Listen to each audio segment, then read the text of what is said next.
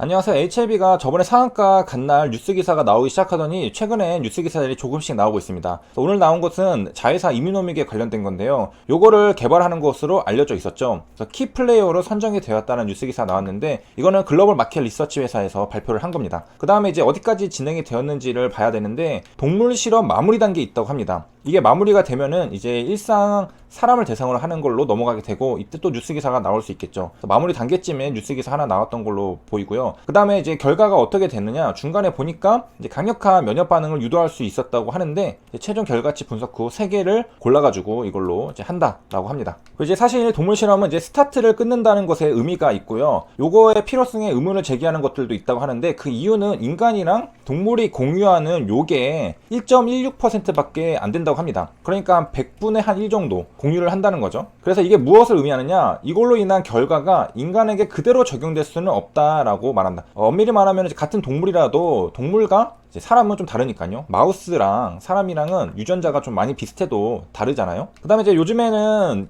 요 물고기로 대체하는, 흰지는 좀 너무 불쌍해 보이니까 물고기로도 하려는 움직임이 있는데 이게 유전자가 사람이랑 90%가 동일하다고 합니다. 얘랑 나랑 90%가 유전자가 동일하대요. 그리고 이건 척추동물에 속하고, 그 다음에 생긴 건 완전 다르게 생겼지만은 각 장기의 구조나 역할이 인간과 비슷해서 실험에 최적화되어 있다라는 평가를 받는다고 합니다. 아무튼 이제 본 게임은 사람한테 들어가면 이제 1상, 2상 넘어가면서 이제 본 게임이 시작이 되는 거고, 이제 전임상 같은 경우에는 독성 정도 평가하는, 이게 괜찮은가 정도 확인하는 거라고 보시면 되겠습니다. 그래서 백신이라는 것은 요거 병원체 상태에 따라 완전히 죽여서 만드는 사백신이랑 거랑 약독화시켜서 만드는 생백신으로 구별할 수 있다고 합니다. 그래서 뭐 종류가 크게 한 3가지 정도 있다라고 볼 수 있는데요. 이제 사멸을 시켜가지고 만든 사균 백신이나 그 다음에 조금 약하게 만든 걸로 만든 생균 백신, 요거는 죽어 있다는 거고 요거는 생이니까 살아 있다라는 거죠. 그 차이가 있는 거고, 그러니까 완전히 죽었냐 아니면 좀 살아가지고 하지만 약해가지고 우리 몸이 백신을 만들 수 있게 도와주느냐. 그 다음에 또 하나는 요 항원 단백질을 분리 정제한 서브 유닛 백신 등도 있다고 합니다. 그래서 한 3가지 정도가 있고요. 뭐 이거 같은 경우 예를 들면은 이제 지금 유리항하는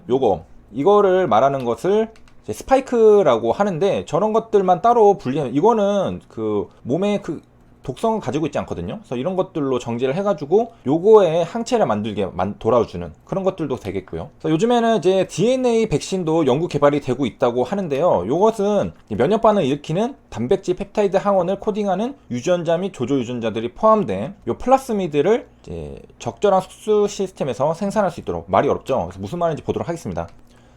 그래서 플라스미드라는 거를 좀 알면 되는데, 이거는 세균이 가지고 있는 DNA 일종이라고 합니다. 여기 보면은 요게 있고 여기 보이는 이 동그란 거, 요게 플라스미드입니다. 요걸 어떻게 활용하느냐, 굉장히 복잡해 보이지만은 요점은 요겁니다. 이렇게 재조합해서 만들어 가지고 이거를 복제해서 대량 생산을 해내는 그런 것들이 이 방법이 되겠습니다. 그래서 약을 어떻게 만드냐 보면은, 자, 우리가 필요한 유전자가 있을 겁니다. 그런데 이 필요한 유전자, 이걸 표적 유전자라고 하는데 유용한 물질을 만드는 유전자입니다. 그래서 DNA 백신이라고 했었잖아요. 그러니까 우리한테 필요한 것들이 들어있는, 이 약으로 쓸 수 있는 거, 요거를 대량 복제를 해야 되는데 어떻게 할 수 있느냐, 요런 것들은 이제 필요한 것들은 뭐 이런 거 아니면 요런 거가 들어있는 거겠죠. 자, 어떻게 복제하느냐, 그걸 도와주는 게 바로 얘 플라스미드입니다. 얘는 이제 세균이거든요. 요게 플라스미드가 있어요. 동그랗게 생겼죠 아까. 이 동그랗게 생긴 거는 결국에는 DNA 운반체 역할을 하는 건데, 자, 이걸 추출합니다. 자, 이렇게 추출해서 이 동그란 게 있죠. 이 동그란 거를 잘라요. 이렇게 자른 다음에 우리한테 유용했던 물질이 있잖아요. 뭐 인슐린 유전자라던가 요런 백신 유전자, 이런 것들을 또 잘라.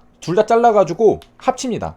색깔이 다르죠. 얘는 지금 파란색 DNA가 있는데 얘는 또 빨간색으로 플라스미드가 있는데, 지금 빨간색 원이 잘렸죠. 그 다음에 파란색이 여기 합쳐진 걸 볼 수 있습니다. 그래서 이렇게 해서 이걸 재조합 DNA로 만듭니다. 그래서 만든 다음에 어떻게 하느냐, 이거를 다시 넣어요. 여기에 넣어. 지금 얘랑 애프터, 비포 애프터 달라진 게, 얘는 원래 원형이고 얘는 지금 재조합이 돼서 파란색이 보이죠. 이렇게 한 다음에 이걸 삽입합니다. 그럼 얘가 증식을 해요. 그러면서 요거 제조합된 DNA를 복제를 합니다. 이렇게. 그런 다음에 요거에서 만든 표적 유전자에서 발현된 단백질들 있잖아요. 이게 필요한 거예요, 우리는. 그래서 이런 것들을 대량 생산해서 이 단백질을 분리해내면은 이렇게 우리가 필요한 것들을 대량 생산을 해낼 수가 있습니다. 그래서 이런 방법으로 하는 거고요. 뭐 때에 따라서는 유전자가 필요할 수도 있잖아요. 그래서 표적 유전자도 대량 추출할 수 있다. 그러니까 이 유전자가 만든 단백질도 추출할 수 있고, 유전자 자체도 추출할 수 있어서 이런 것들을 활용할 수 있다는 겁니다. 그러면 이제 궁금한 거는 요거를 잘라내는 거는 뭐로 하느냐? 그건 바로 제한 효소로 자르는데요. 효소죠. 자, 원래 제한 효소라는 것은 뭐냐면은 세균이 있잖아요. 아까 세균 안에 있었는데 요게 바이러스 공격을 받으면 요런 것들 이게 침입을 하면 그때 생산을 합니다. 왜 생산하느냐? 저 바이러스를 공격하기 위해서죠. 저가 쟤네들 뭐 RNA 같은 거 있잖아요. 그런 것들을 잘라내는 역할을 합니다. 자신을 방어하는 역할을 하는 건데, 그러니까 세균이 있는데 바이러스에 침입을 했어요. 그럼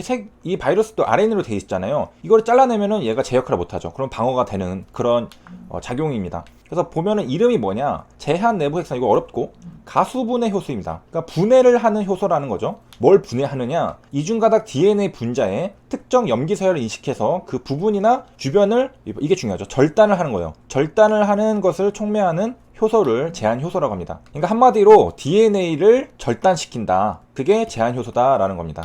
그래서 중간 정리를 하면은 요거 잘라서 붙여야 되잖아요. 자르는 거는 그 세균이 바이러스가 침입을 했을 때 얘네들 뭐 RNA, DNA로 되어 있잖아요. 얘네들을 잘라내기 위한 그런 효소가 바로 제한 효소였구나. 그리고 그거를 우리가 활용해가지고 이런 유전자 재조합에 사용을 하는구나 알 수 있습니다. 그럼 잘랐으면 붙이는 것도 있어야 되겠죠. 그래서 절단하는 제한 효소가 있고 붙이는 리게이션 효소가 또 있습니다.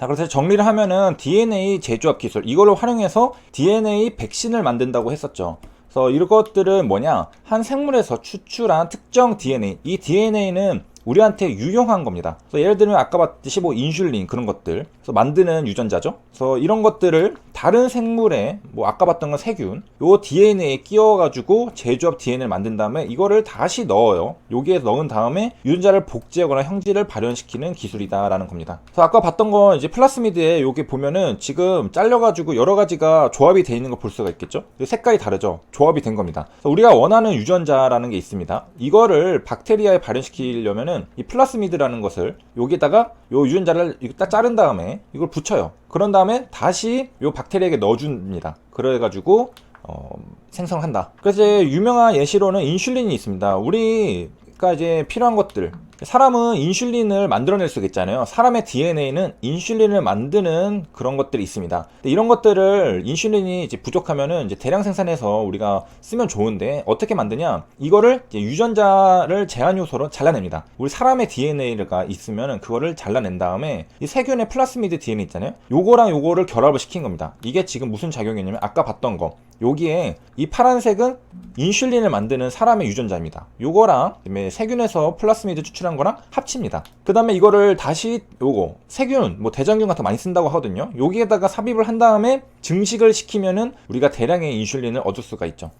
그래서 이런 식으로 활용을 합니다. 이렇게 활용해서 약을 만드는 거고, 다시 와서 보면은 요거 플라스미드가 있는데 세균의 염색체는 또 따로 있어요. 그러니까 저 플라스미드라는 것은 핵 이외의 세포질 속에 있는 또 다른 유전자 DNA입니다. 그래서 이제 세균 세포 내에서 발견되는 염색체 말고도 자가 복제가 할 수 있는 유전자가 또 하나 있는 건데, 여기 보면은 여기에서 복제할 때 얘가 지금 여기 세균 염색체도 있고 플라스미드도 있잖아요. 요거 두 개 있는데 증식을 하면은 얘도 생겨났죠? 얘도 생겨났습니다. 그러니까 얘네 둘 다 각자 복제가 됐습니다.